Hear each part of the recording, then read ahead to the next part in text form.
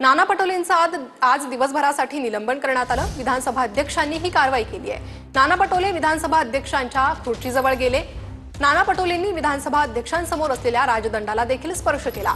लोणीकरांच्या वक्तव्यामुळे नाना पटोले सभागृहात आक्रमक झाले होते, तर नाना पटोलेंनी माफी मागावी अशी मागणी यानंतर फडणवीसांनी सभागृहात केली आहे। बबनराव लोणीकर यांनी शेतकऱ्यांबद्दल केलेल्या वक्तव्यावरून विधानसभेत जोरदार गदारोळ झाला। लोणीकरांवर कारवाई करण्याच्या मागणीसाठी नाना पटोले आणि विजय वडेट्टीवार विधानसभा अध्यक्षांच्या आसनासमोर गेले। नाना पटोले यांनी राजदंडालाही हात लावला। त्याआधी पटोले यांनी मोदींबद्दल असंसदीय शब्दाचा वापर केल्याचा आरोप भाजपच्या नेत्यांनी केलाय। सन्माननीय सदस्य लोणीकर आणि राज्याचे कृषी मंत्री ज्या पद्धतीने सातत्याने शेतकऱ्याचा अपमान करतात, शेतकऱ्याचा अपमान करतात अध्यक्ष महाराज, हा अपमान आता राज्यातला शेतकरी अन्नदाता सहन करणारा अध्यक्ष महाराज, या राज्याच्या मुख्यमंत्र्यांनी या राज्याच्या शेतकऱ्यांची जाहीर माफी या सभागृहात मागितली पाहिजे अध्यक्ष महाराज।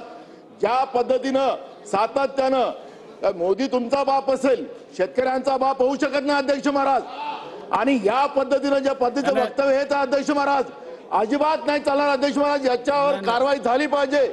नानाभाऊ, तुमच्याकडनं असंसदीय भाषेचा उपयोग होणं मला काय बरोबर वाटत नाही। हे चुकीचं आहे, हे चुकीचं आहे।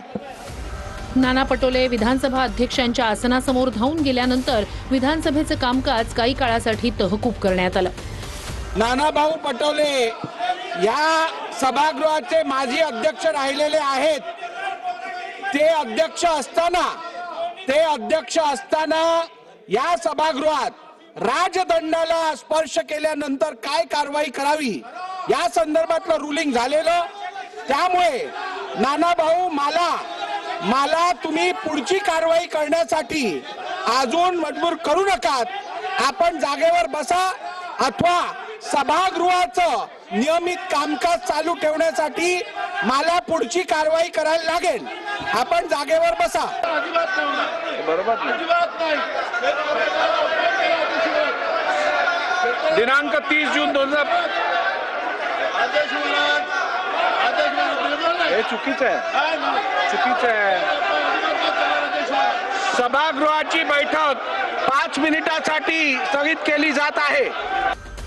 काही काळानंतर पुन्हा कामकाज सुरू झाल्यानंतर सत्ताधारी आक्रमक झाले। नाना पटोलेंनी माफी मागावी अशी मागणी मुख्यमंत्री देवेंद्र फडणवीस यांनी केली। एखाद्या विषयावर भावना व्यक्त करणं वेगळी गोष्ट आहे आणि थेट अध्यक्षांवर धावून जाणं हे अशोभनीय आहे। अशा प्रकारे अध्यक्षांवर जणू काही अध्यक्षच दोषी आहेत अशा पद्धतीनं अध्यक्षांवर धावून जाणं हे या सभागृहात आम्ही पहिल्यांदा पाहतोय। लोक वर गेले नाही तसं नाहीये, पण ही पद्धत कुठली आहे की अध्यक्षांच्या अंगावर धावून जायचं? ही पद्धत योग्य नाही, अतिशय अयोग्य पद्धत आहे। अध्यक्ष महोदय, नानाभाऊ हे स्वतः अध्यक्ष राहिले आहेत। अध्यक्ष राहिलेल्या व्यक्तीने अशा प्रकारे अध्यक्षाच्या अंगावर धावून जाणं हे योग्य नाहीये। नानाभाऊंनी माफी मागितली पाहिजे असं माझं मत आहे। यानंतरही विधानसभेत जोरदार गदारोळ झाला। अखेर विधानसभा अध्यक्षांनी नाना पटोले यांना दिवसभरासाठी निलंबित करत असल्याचं सांगितलं।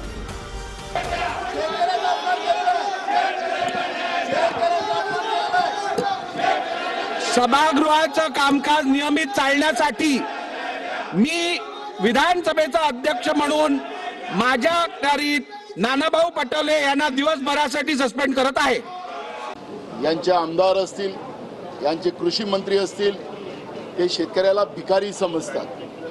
शेतकऱ्यांच्या बायकोचे कपडे हे घेऊन देतात, चड्डी बन्यानापासून तर चप्पलपासून हे घेऊन देतात। म्हणजे 2014च्या पहिले हा लोणीकर हा उघडाच फिरत होता, फक्त 2 बायका होतात त्याला। सरकारच्या विरोधात आम्ही रोज आवाज उचलू, एक दिवस नाही, रोज निलंबित केलं तरी आम्ही थांबणार नाही। उद्या पुन्हा आम्ही शेतकऱ्यांचे प्रश्न मांडू जिथपर्यंत लोणीकर आणि राज्याचे कृषी मंत्री यांच्यावर कारवाई होत नाही आणि राज्याच्या मुख्यमंत्र्यांनी शेतकऱ्यांची माफी मागितल्याशिवाय आम्ही लोक आता शांत बसणार नाही। अध्यक्षांपर्यंत पोहोचण्याचा काय विधान भवनातला पहिला प्रकार आहे का? आत्ताचे जे सत्ताधारी आहेत ते विरोधी पक्ष असताना विधिमंडळाच्या म्हणजे विधानसभेच्या अध्यक्षाच्या आसनापर्यंत जाऊन किती धिंगाणा घालायचे.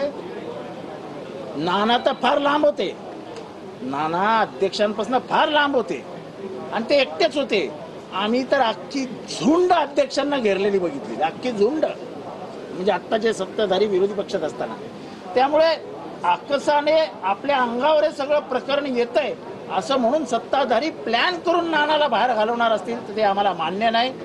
नाना जे वरती डायसवर गेले असे अनेक वेळेला अनेक जण जातात, परंतु मी काय नाना पटोलेंनी राजदंडाला हात लावलेला मी स्वतः पाहिलेला नाही. मला असं वाटतं शेवटी त्या ठिकाणी कॅमेरे चालू असतात, लावला असेल तर दिसेल, नसला लावला तरी दिसेल, परंतु राजदंडाला हात लावलेला मी पाहिलेला नाही. नाना पटोलेजी यांना आज एक दिवसासाठी सस्पेंड केलेलं आहे, निलंबित केलेलं आहे. सगळ्यात धक्कादायक गोष्ट ही आहे की महाराष्ट्राच्या विधान भवनात निलंबन होणं, कदाचित आधी वाकडं कोणी वागलं असेल त्याच्यामुळे निलंबित झाले असतील, पण पहिल्यांदा कदाचित असं होत आहे की शेतकऱ्यांचा आवाज उठवण्यासाठी, शेतकऱ्यांचा जो अपमान झाला त्याच्या विरोधात आवाज उठवण्यासाठी कोणीतरी निलंबित झालेला आहे. मला वाटतं हा एक भयानक पायंडा आपण पाडलेला आहे.